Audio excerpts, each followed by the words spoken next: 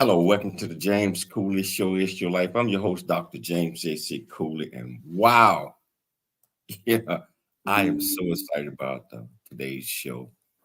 Of course, we got my main man, Dr. Michael Mantell, that's a co-hosting again. I mean, I look forward to Wednesdays because 360 degrees of health is really opened up a whole lot of eyes. And the guest that we have on the show today, I tell you, it's going to be exciting. He's one of the top docs in the world, and he's doing a lot of great things. And I'm just excited, you know, about this. And I know you're excited as well, Dr. Mike. Oh, I am thrilled beyond belief. When I learned more about our guest, Dr. Dan Tomasulo, and understood what kind of a gifted writer he is, what kind of a gifted teacher, a practicing psychologist that he's been, I thought we've got to get him on the show. He is a pillar in the area of positive psychology. And we know we need positivity and hope in our world today more than ever. So it's going to be great. It's going to be great. But Doc, man, you can't even do anything without bringing the executive producer and the co-host on. Kind of set everything up. How you doing, Dr. Michelle Cooley? How you doing today? I'm doing good, doing good. I'm excited to have this guest on today. Of course, Wednesdays is always 360 degree health. So we're excited about, a topic, learned hopefulness and the positivity effect.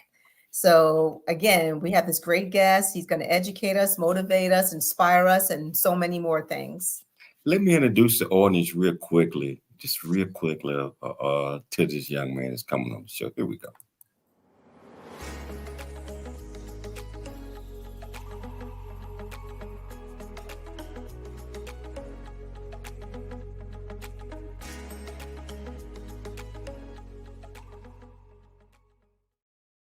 Wow. The terminology dream big, think big, and be big, and it's all is part of learned hopefulness and the positivity things that have happened to us. And so I'm excited about this. Michelle, can you please tell our viewers and our listeners the title of the show, purpose of the show, and introduce this absolutely fantastic guest we got? Yes, of course. So again, the title of today's show is 360 Degree Health, Learned Hopefulness and the Positivity Effect. And Dr. James J.C. Cooley and our guest co-host, Dr. Michael Mantell, will have a discussion with Dr. Tomasulo. He's the author, the academic director, core faculty at the Spirituality Mind-Body Institute, teaches college, Columbia University. He's on the teaching staff at the University of Pennsylvania. He's going to be talking about what makes hope such a unique emotion. Why is the work you are doing referring to the new science of hope? What is psychological capital and why it's important now? And how does hope fit with other positive psychology interventions? And how it can change your life for the better? So let's talk about our guest today, Dr. Tomasulo, again, academic director, core faculty at the Spirituality Mind-Body Institute.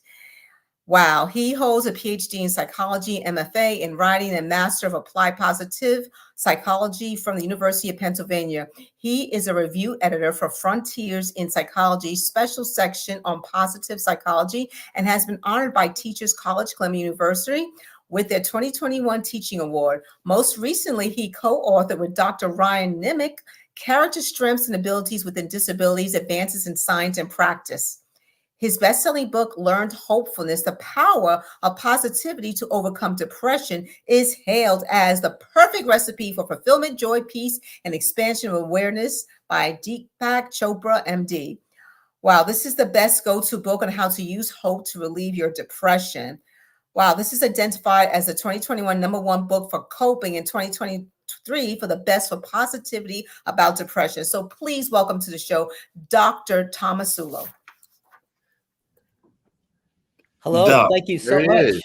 it Good to see you, Dr. Tomasulo. May I call you Dan? Of course, And call me Michael. Sure thing, Michael. And call me JC. All right, JC. Really, here you are. Fantastic. Thank You you. know what, Dan, it's an absolute pleasure having you on the show. We done went back, did our research, and You're doing so many great things out there, and especially when it comes to the thought of mind, body, and soul, spirituality, happiness, hopefulness. And, we need a whole lot of that in the world today. And some of your work that we have read is just tremendous. And I know that Mike and I cannot wait to get into this. One thing I want to bring up, both of you guys graduate from the same school. We do have a very similar background. That's very similar. interesting. Yeah. It's a small world Very of positive thinkers. That's right. But The they keep us in a little box and they let us out every once in a while, Hey, Dr. Dan, for the people that don't know who you are, but they were getting ready to, can you tell our viewers and our listeners a little bit more about you, where you grew up, the things that led you to be where you're at today? What makes you click? Yeah. Well, what a great question. And Wow. first of all, let me just say it's an honor to be here and to be with you all. The thing for me was I never really, I don't have any other skills. Let's just put that out there. I failed the test for the plumbers union, the electrical union and the carpenters union. So, off to college I went, and then I realized I had to really make something of that, because I wasn't going to be able to do anything with my hands. So don't ask me to come over and help you hang a picture unless you call 911 first. So that's the first thing. And then what happened is, as life does, it kind of bounces you along. And to be fair about it, I pretty upbeat person, kind of felt good most of the time, would see myself as a relatively optimistic person. And then when I got into psychology, I became a trauma expert and really started to work with people with, chronic and persistent mental illness, with really difficult traumatic reactions. And then it started to, publish in that area and do all that. But then I went through a trauma, and it was like, oh, wait a minute. This stuff looks really good when you're promoting it and giving it out to other people. And sure, people got helped. But when I went through it, I found out that really nothing was working. All the things that I thought would really hit the nail on the head to help me change the way I think and feel, and everything worked to some degree, but it was a powerful emotion that pulled me back. And once I realized I was stuck, my best friend said, "Let's go to this conference, the International Positive Psychology Conference, and hear Marty Seligman speak. It's the first one." And I was like, "Absolutely not! I'm miserable. I don't want to be around 2,000 positive psychologists." But truth is, he didn't. He ignored me. Bought the tickets. We went, and when I heard the research and saw what they were talking about, I was like, oh my goodness, if a tenth of what they're talking about is true? Psychology is really on the verge of something new and exciting. It's a new dawn, a whole new game changer. And, for me, I'm from New Jersey originally, so we're skeptic about everything, and it was like, you're telling me if I think about three things I had gratitude for yesterday, that's going to help me with my traumatic depression. And it was like a pea shooter going up against a tank, I thought. But I'll be darned, it was the first thing that started to work. And within 30 days, something that I had wrestled with for over a year changed, transformed. And I was using very simple techniques. And I was like, okay, time to go back to school. And that's when I went back to Penn to study with Marty and learn about this, because this was real and it was new, and haven't looked back since. Wow. I got to tell you something. When I listen to you, I hear me. First of all, I'm from New Jersey also. I grew up in Newark and then moved to West Orange. Where in New Jersey were you? I first was in Bergen County, New York's bedroom, but then, the last 40 years down in Monmouth County. Oh, my goodness. One of our sons lives in Bergen County now. There you go. But in any case, and the second thing is, in terms of not being handy with your hands, I don't even own a screwdriver. Honest to goodness. Yeah. I mean, my eighth grade teacher told my parents and me, I was sitting there, Michael is really not college material. You should go to vocational high school. Remember, we had vocational. Yeah. Vocational high school. What's a plier? I don't even know. Yeah. And here we are. My goodness. So, Dr. Dan, we know what is missing from the medical profession today is this compassionate understanding of the range of what human beings experience and how those experiences impact our physical well-being. When we focus, when we acknowledge, when we see the good, we actually change. 6 weeks ago, I fell and cracked my knee. The audience knows about this. Okay. And the doctor did surgery, and they're going to put this brace on and take this medicine. No one asked me, what are you thinking? Yeah. Right. But we know that if I'm predicting I'll never heal, this will never get better, forget it. So I want to jump into this with you by asking you to talk a little bit about what is so unique about hopefulness. Well, hold it though. Oh goodness, we got to take a. We didn't even start yet. Before hope, right? We got to take a quick break. And Dr. Mike, once we get back, can you re-ask that question so our audience to be fresh on their mind? Let me just tell you right now, Dan, real quickly. At the end of the show, JC is going to say, "We got to have you back." Yeah. Well, we got to have you back. We haven't started yet. Go ahead, take the break. I'll tell you what. Wherever you're watching us at, whether you're watching us on E360 TV, Transfer TV, over 55 live streaming networks, including YouTube, LinkedIn, Twitter, et cetera, et cetera, et cetera. You want to be part of the conversation? Just go to the comments. Ask any question that you might have. You got 3 doctors here, and I'm sure we're going to get you an answer. It's your life, and we'll see you shortly after the break. Really get a chance to know who you are. And once you know who you are, you truly know who you are, love who you are. Love who you are. You're a masterpiece. Love who you are. Love who you were born to be. Love me some me. That's what I'm talking about. When you leave high school, you gotta know today or tomorrow, hopefully today, what your plans are. Hopefully, there is no bad decision unless there is no plan. Create, collaborate, commit with confidence. Commit with what? Commit with what? In everything that you do.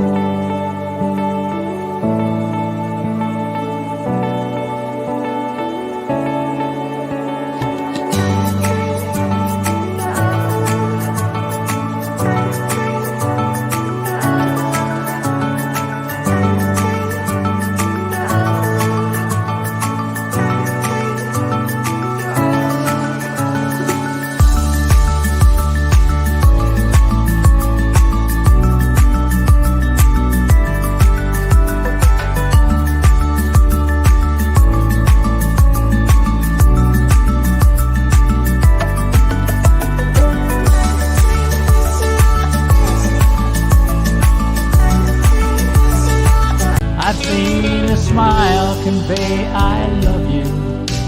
I'm proud of who you are. The one that keeps us close when we're apart. Talking from the darkness of all that we've been through. It seems that there might be a way to leave behind the loneliness we've known and live again life of me.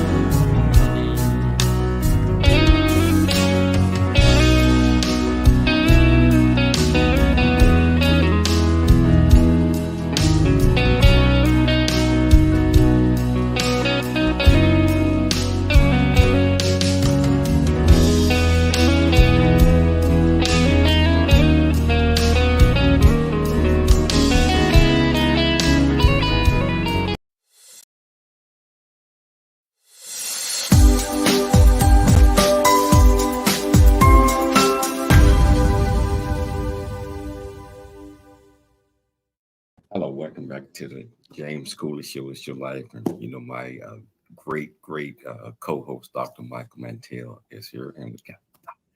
And I tell you, I kind of almost missed a break myself. I know I probably would have got in trouble, but I was so off into the conversation, and I know first segment is always introduction, and then we just head into the meats and potatoes of the things that we're going to be talking about. And I tell you, we're getting ready to do that right now. Dr. Mantell had asked a question prior to the break. And I said, I hope Dr. Mike don't beat me up because I got to take the station break. So we're back. And if, whichever platform that you're watching us on, if you want to be part of this conversation, all you have to do is go to the comments. Ask any question that you might have. I promise you we'll get you an answer. I'm going to turn it back over to you, Mike. All right. So I was asking, we know that based on the way we look at things, our mindset, the narrative, the story we have in our heads, we can change our physiology. We can impact our physical and emotional lives, our well-being. So I asked, let's start by talking about what is so unique about hope and hopefulness. And there's the question. Yeah, terrific. Thanks for the break, though. It gave me a chance to go look it up, The thing that really captures my interest about hope is that of all the positive emotions, it's the only one that requires negativity or uncertainty to be activated. If you think about any other positive emotion like joy or gratitude, you don't have to pump it or prep it with anything. It's freestanding. It's an experience. But with hope, something has to be not okay. It's like what the Buddhists say, no mud, no lotus. So that's the activator for hope. And what's so powerful about that is that we have very natural ways of understanding that. If you think about something like the wind or the sun or water, these can be devastating forces. The wind can cause tornado, the sun can cause cancer, and water can cause floods. But if we learn how to harness that power, all of a sudden the wind with a windmill generates energy, right? Sun can be harnessed with the solar power, and water, of course, can turn turbines. So if you see hope as a transformational emotion that takes the stuff that is not okay and transforms it into something that we can use, now you've got something. So an acronym that I like to teach my clients is hold on, pain ends. Hope. Okay. I love that. I haven't heard that before. That's there you great. Go. Right. I'm very honored that you haven't heard something before from me. Okay. But look, the question becomes, let's boil this down. How can I help people develop hope? And I know that spirituality is going to come into this, but let's talk about how we can learn to build hope when everything around us looks hopeless. So I think I'm going to start backwards, if it's okay, right? Let me start with this idea about the fact that hope is really different than optimism and faith. Yes. Because in common language, we blend all those things together. Oh, I hope I passed the test, or I hope this, that. But the truth is, it's very different. Hope is the desire to influence the future. And so this means that there's action involved. There's agency involved. There's something that you're bringing to this desire to change the future. That's very different than optimism. Optimism is a general sense. If somebody says, I think tomorrow is going to be good, that's optimism. But if they say, what is it I can do to make tomorrow good? Now that's hope, because now there's that sense of agency. And when we get into things like faith, it's that, well, something outside of you, something greater than you is going to make that happen. So when you squeeze that definition now we have something with hope, that there's a new science around, and the science went a little into the gray zone for a while, because the two main leaders of it, the people who really started off the research, passed away, and so there was this space where people weren't picking up the ball on it. And since their time and the new stuff in positive psychology, it just seemed like very exciting for a renaissance. So that it's a science, and the reason we can call it a science is that we know one thing leads to another, and we can duplicate that over and over again. So I'm going to give you 3 points, right? So let's take something like gratitude, kindness, and hope, right? And if you look at gratitude, kindness, and hope, what makes them so unique is that they're on timelines. Gratitude is almost always about something that has happened. When you say thank you to somebody for holding the door, they held the door first, right? Now, that doesn't mean you can't have gratitude in the moment, because these things all overlap. But if you think about gratitude as something that you can go back and harvest by thinking about things that have been good in your life, that have been better than perhaps how you're feeling now. There's positive emotion that's already there. I see gratitude as like the low-hanging fruit in positive psychology, because it's already there. All we got to do is go back, retrieve it, savor it, and then bring that into the moment. Because if you think about the good things that happened to you yesterday, it changes who you are right now, because it changes your biochemistry. It changes how you think. It changes how you feel. And it was there. It's just, it hasn't been harvested properly. I give the analogy that if I type into Google how to cook fish, I'm going to get a billion answers in half a second, but none of them are what I'm looking for, right? So if I think about yesterday and I don't think about something specific, I get all the junk from yesterday, right? But if I type in how do you cook tuna on an open barbecue, I get exactly what I'm looking for. So when you shift your mind to look for something specific, you get something specific. And now that's how that positive emotion comes forward. And what we know is that if you have gratitude, people who have gratitude are kinder. So now the past has given us some feelings about being more present, thinking about ways to help people.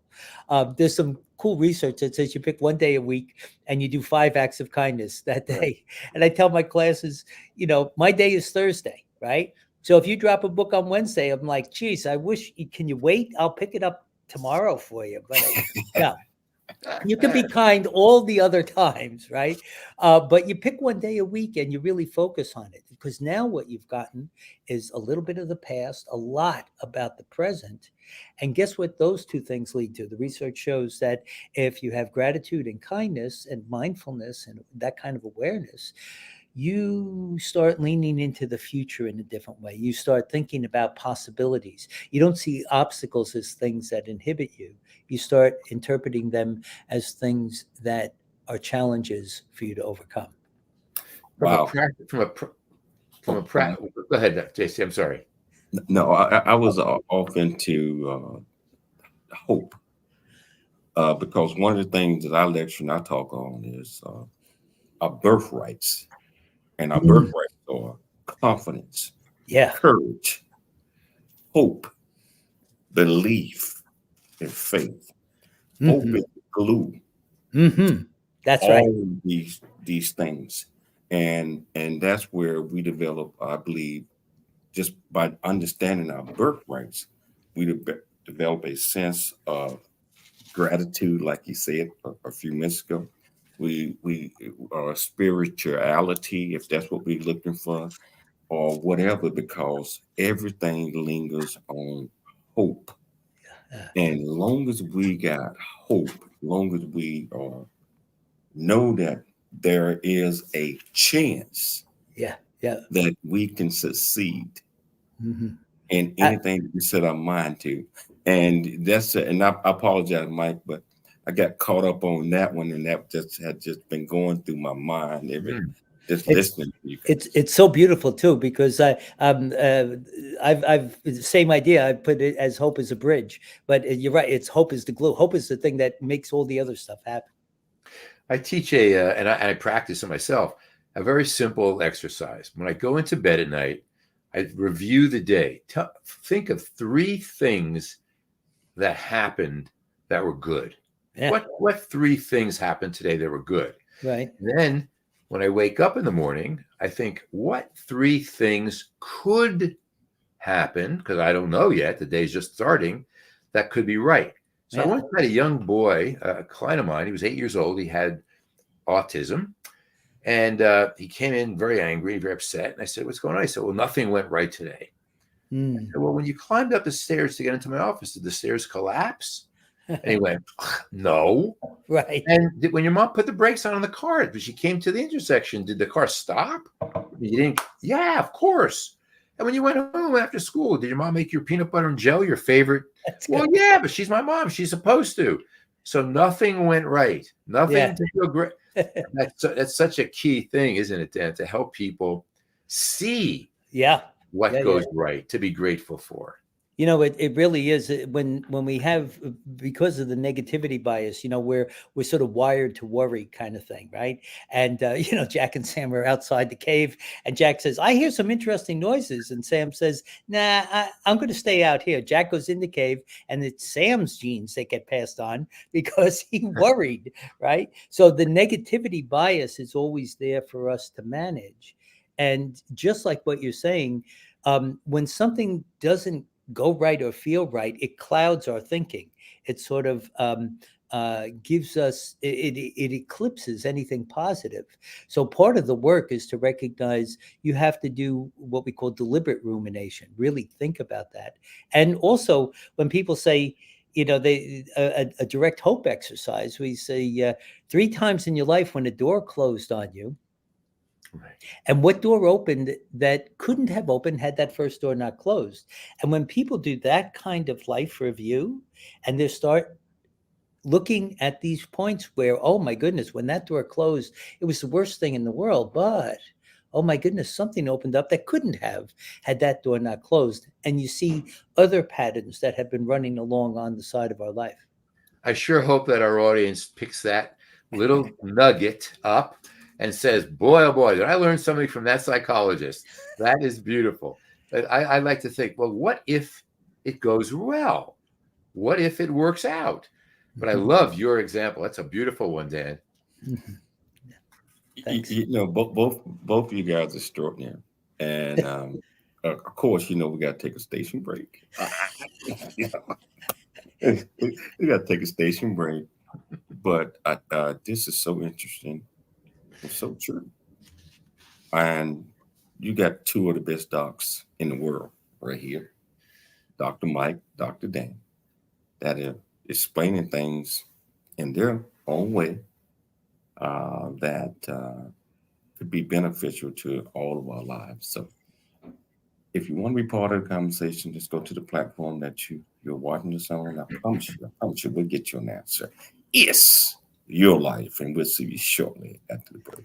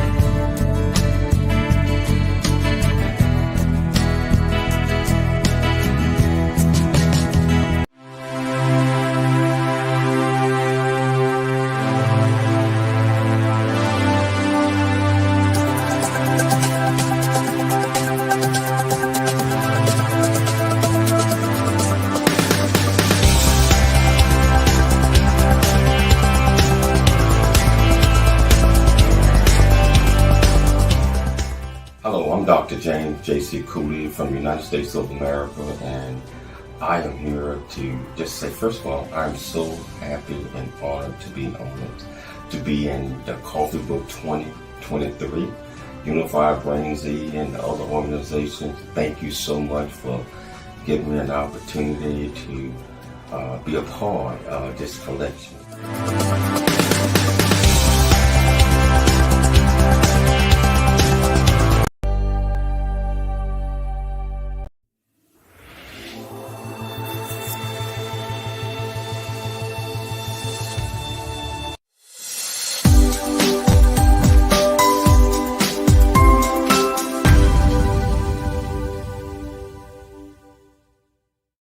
Hello, welcome back to James Cooley Show. It's Your Life, and I tell you, Dr. Michael Mantell, the co-host of this magnificent program. Sir, I want you to know that you hit a home run by bringing Dr. Dan on here. Another home run. You get one every week. But this is so, oh, wow. You learn so much if you listen to others. You listen and you think about these things. But I believe that as long as we understand and try to get rid of a cloudy mind for where you're confused with everything and look at things in a positive way. Everything that happened to you, it ain't always bad. It might be bad at that moment, but there's good in everything. As long as you got hope that you can achieve anything if you put your mind through it and think out solutions. And that's what the discussion is today, is always learned hopefulness and the positivity of all things. And Dr. Dan, just like I told Dr. Dan and Dr. Mike, really were renowned in their profession. They're in the same profession. and they're bringing it here today. And just so happy that I get an opportunity to be a part of this. So I want to pick it back up. I'm going to turn it back over to Dr. Mike. You got it, sir. Thank you very much, JC. We know that in medicine today, a pathological approach focuses on assumptions and conclusions. And JC, you just talked about the importance of understanding and being curious. That's a very different approach. Very different approach. It leads to different kinds of things. We know that we can affect our physical and our emotional well-being. And many of our students and clients who come to us for help are asking for that kind of assistance. So Dan, let's talk about something you referred to as psychological capital, which is important in terms of impacting our physical and emotional well-being. And in your writings, you refer to 4 elements of psychological capital. Can you get into that with us? Sure. What a terrific question, because if you think about hope in and of itself, there's so much behind that and about that it seems as if it should be all that in a bag of chips. It should be everything that will move us forward. But what we realize with psychological capital is that there's actually 4 things that you need in order to keep on moving and to be successful. And these 4 things are hope, which is, the anchoring element there. Then it's empowerment, resilience, and optimism. And as it happens, that's the acronym HERO. You gave me one before for hold on, right? This is hope, empowerment, resilience, and optimism. Now, the empowerment part used to be something called self-efficacy, but people don't really fully grasp that. But the outcome of efficacy is empowerment, that you feel confident and ready to take on a challenge. And when you see people who systematically take on challenges and do really well, you find out that that confidence comes from them reviewing their personal triumphs, learning what they were doing that made things right, and then looking at the things that didn't work right and reducing those so that they're cultivating this empowerment. And with resilience, there's some powerful new work. Dr. George Bonanno, also at Columbia in the clinical and counseling program there, does incredible work on resilience. And his latest work basically says that what people need is a flexibility mindset. Now, once you appreciate that, and this is the first time we're able to start understanding what allows people to get real, step on the rake. They get hit with something terrible, and yet somehow they find a way through. Well, they have flexible thinking, right? They have this flexibility mindset. So with that kind of resilience, you start thinking about if there's a rock in the stream doesn't go, oh no, there's a rock in this stream. What am I supposed to? It just goes around it, right? So it's cultivating that kind of flexibility. And then at the end, this last part about optimism is cultivating a sense of expectation. This sense that if I think things are going to go bad, it's the Henry Ford quote, right? Think you can. Either way, you're going to be right. But if you start to anticipate that good things are out there, you might not know what they are, when they're coming, or exactly what package they'll come in. But what that does is it sets the tone. I did some research back from stuff when I did the literature review for the positivity effect. I went back. I found some studies that were in the 60s where they hypnotized people, and they told them they were going to get touched with a hot coal. And what they did is they touched them with an ice cube, and people formed blisters. Now, that kind of research still continues, where they tell people that something doesn't have an allergen when it does, and they don't get the reaction.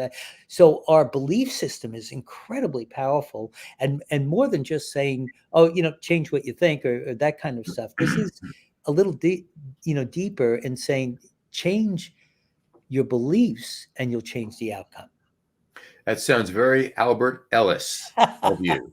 And that reminds me, in terms of this resilience and hope and empowerment and optimism and changing our thinking.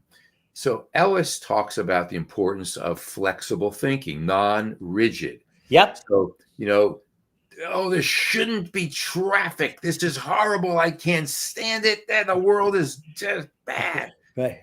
And so what you're saying is, no, flexibility. Here's another example. Sure. Of where an acceptance mindset, he talks about unconditional acceptance. I like to say it the way he does, but I can't. Yep. Unconditional acceptance. Well done. That was good. That's not bad. Is a key. Now, in terms of this adding to resilience, which is a trendy, hot, flashy word today. Everyone wants to be resilient. Mm-hmm. Let's talk about how that does impact our well-being.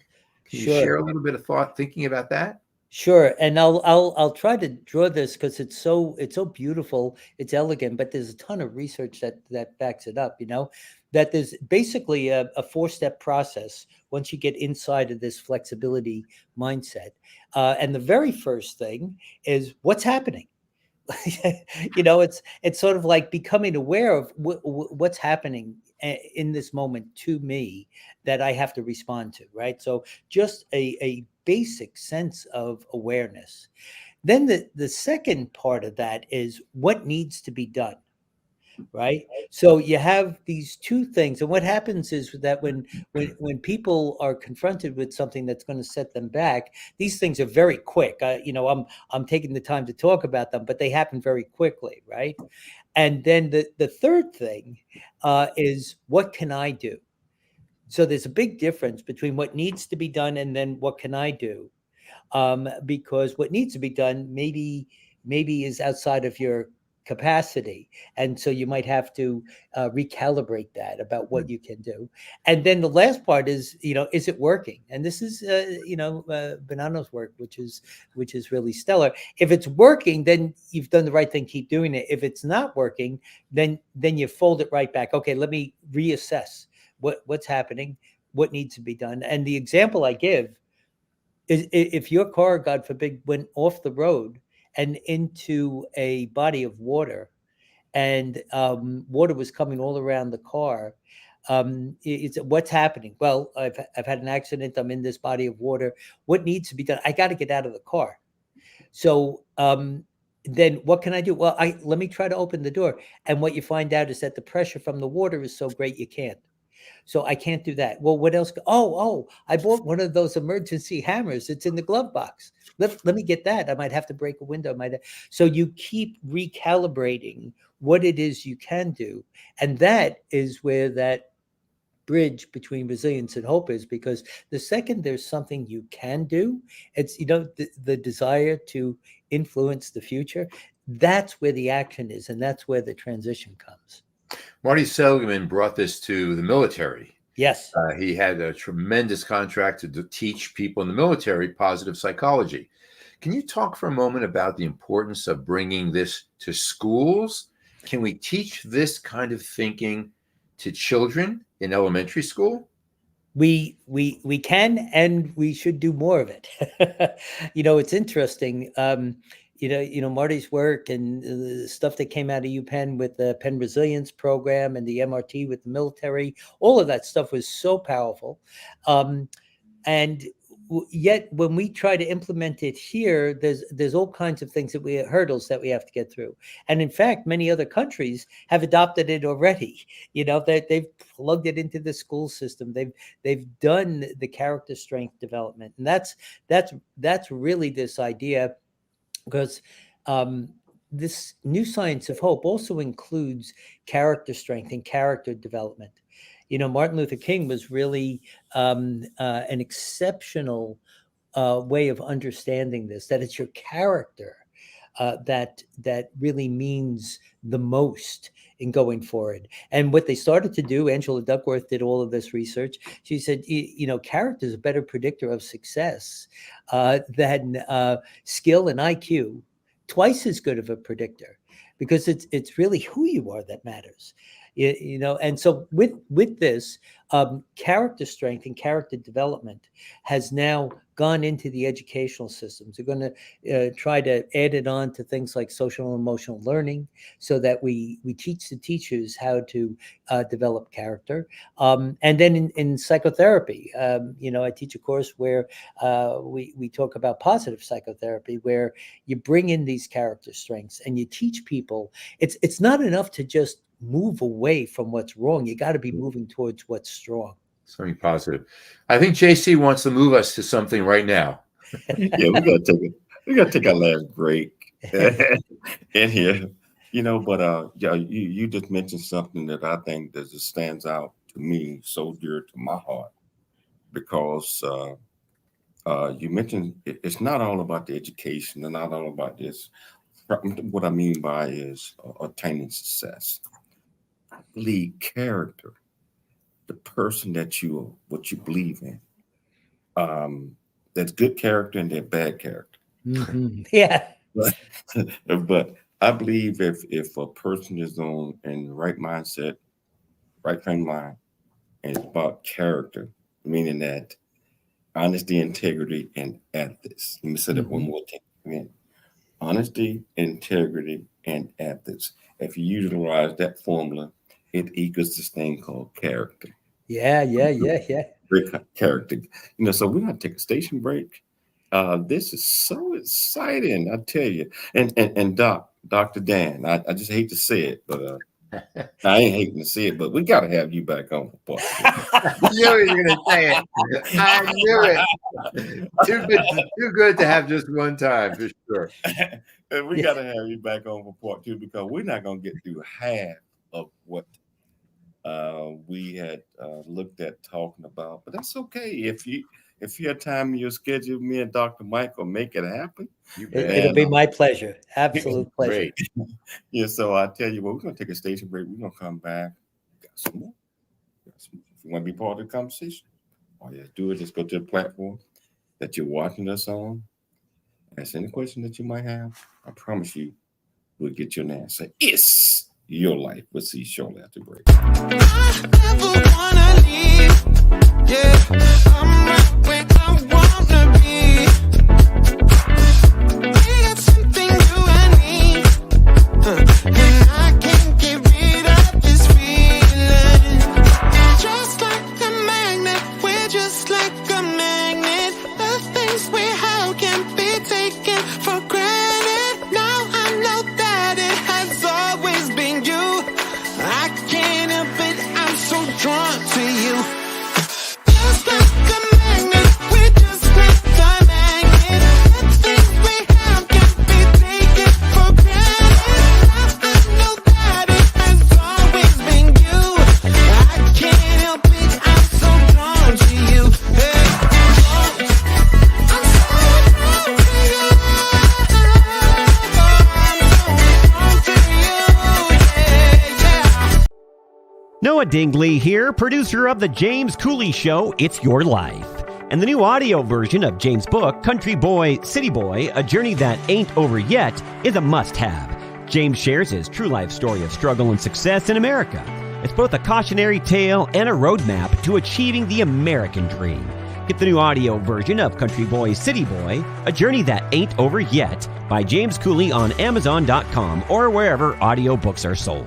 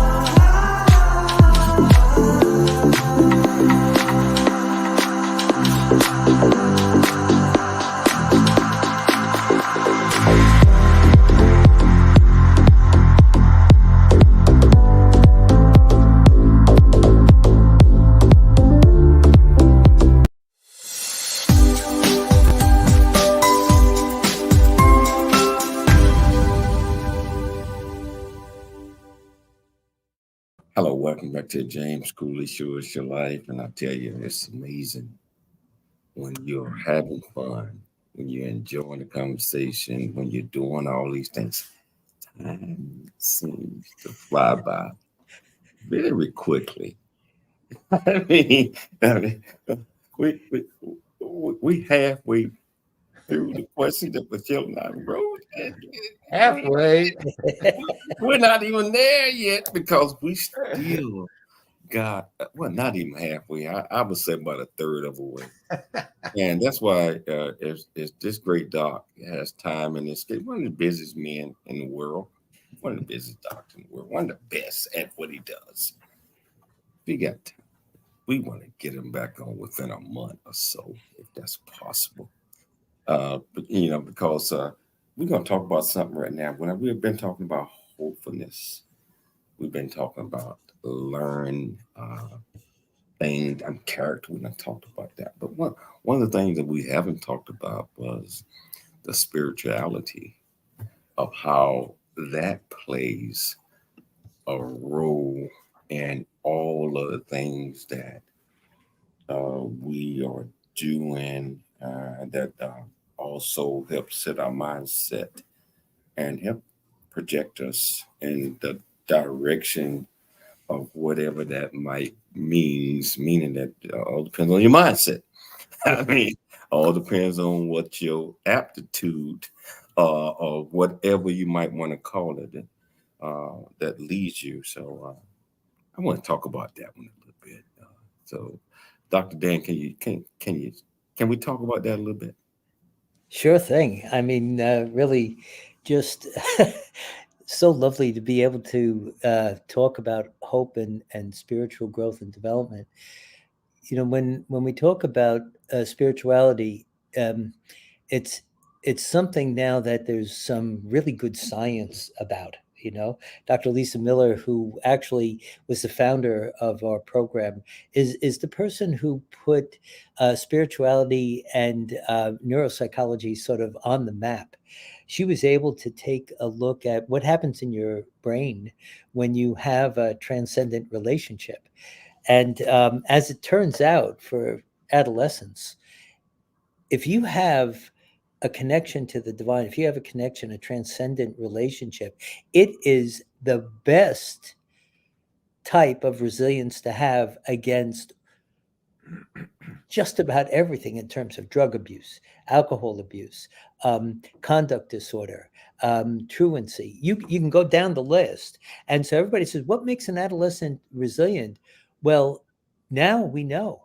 If you have this intrapersonal relationship, a transcendent relationship, that's the thing that's going to keep you on track. So now if you start to expand that and you start to take a look at what other researchers have done, it's this quest for a search for meaning and purpose and understanding. If you take a look at it, right, the James Webb Telescope is sending images back, and we're going, oh, wait a minute, it's a much bigger place than we thought. And so there's like 8 billion of us on a speck of dust, right, out in the middle of so purpose and meaning become really important when you start to see the vastness of things. And then you take a look at something like the pandemic, when you realize, oh my goodness, how amazingly vulnerable we are, that people need to appreciate that there's a sense to find out a little bit more about the spark of energy, the thing that gave us life, the thing that sort of gave us consciousness. What is that, right? And it's not a simple answer, but it's really the quest that becomes important. And so what happens is I've seen positive psychology as a way of helping people understand that they're empowered. They have agency. They can change how they think about things. They can discover what the right choices are. They don't necessarily have to get victimized by their own feelings and thoughts, that they can make these changes. And then once people feel a little bit more empowered to make their life better, the next thing, it's something like the pandemic. I think we have some feedback coming in there. Yeah. Yeah, there we go. Go ahead. I thought I was hearing God's voice there for a second. I know. No, I thought you were speaking in heaven. He's answering. Here you go. Finally, all these years, finally. I apologize for that. When I was watching our show on television and forgot to turn the volume down. So no, it's great. I had a moment there, which is, I'm reading Keltner's book on awe now, and I just had that experience, so that's terrific. So we got about 4 minutes left in the show. Dr. Mike, you got it. So we're talking about the role that spirituality has, and that kids, teenagers who have a faith relationship seem to do better in life. And we know that people who attend synagogue and church on a regular basis, for a variety of reasons, whether it's just faith or social connection or volunteering or whatever it may be, they also thrive and perhaps even add to their longevity. Yeah. This notion of trust. I trust that whatever my religion is, my spiritual belief, I have faith and trust that he's looking out for me. Mm-hmm. If I'm supposed to have it, I'll have it. If I'm not supposed to have it, there must be a good reason. Mm-hmm. And what we like to say is, when it comes to faith, and I'd like to hear your thought about this, instead of asking, why is this happening? Rather, let's accept, there's that word again, that there's a good reason. What good can come from this? How am I supposed to grow? Would you say that that's an element of faith? Oh, without a doubt. And, we have a saying within the program, it's not happening to you, it's happening for you. For you, right? And so the motto for the Spirituality Mind Body Institute is inner work for outer change. Because we do research on this kind of stuff of what happens if you're aligned with your sense of purpose and meaning, have a connection, and you feel that the universe, spirit has got your back. Well, what tends to happen is that you it goes right back. You put out more love, you put out more gratitude, you put out more kindness into the world. In other words, when the inside is integrated and all linked up, you try to bring that to the outside, right? And this fits with going back to Albert Ellis and all that. It's not what happens to you that matters. It's how you respond, right? How you think about that. And I was just reading this great book on karma, and the author said, what other people do to you is their karma. How you respond is yours. And I thought, there it all is, right? It's like, that's the thing that fills you up. And it gives you a sense of, I just have to take care of what I can take care of. That's that sense of agency. Right. And if I do that, then the next right thing comes along. And I have to be ready for that, right? Wow. Fabulous. We're completely out of time. Hold on. Dr. Dan, I want to mention that to you one more time. We have to have you back on. We didn't get a chance to talk about your book. We didn't get a chance to talk about we got to do that. Positivity Effect, your new book. We got to have you back to talk about that. We got to have you back on. Hey, Dr. Mike, if you get an opportunity, can you work with Dr. Dan to find out when he We'll might do be that. available? And we have a great guest next week, JC. Who is our guest next week? Her name is Jody Halpern, MD, PhD, and she is the Chancellor's Chair of Bioethics and a professor at UC Berkeley, a psychiatrist. It's going to be another great show. Lots of learning to do. It's all of them are great, Doc. All of them. And I want to thank you, Dr. Dan, for taking the time to come on the James Cooley Show. It's your life. I got to always thank my partner, Dr. Mike Mantell, for always bringing in great guests. I got to thank Dr. Michelle Cooley for putting together another great show. Most importantly, I have to thank our viewers and our listeners for tuning in to the James Cooley Show. It's your life. Monday through Friday, 12 p.m. Pacific Standard Time. Always, always dream big, think big, and be big at everything you do. We'll be back tomorrow. Same time, same place. It's your life.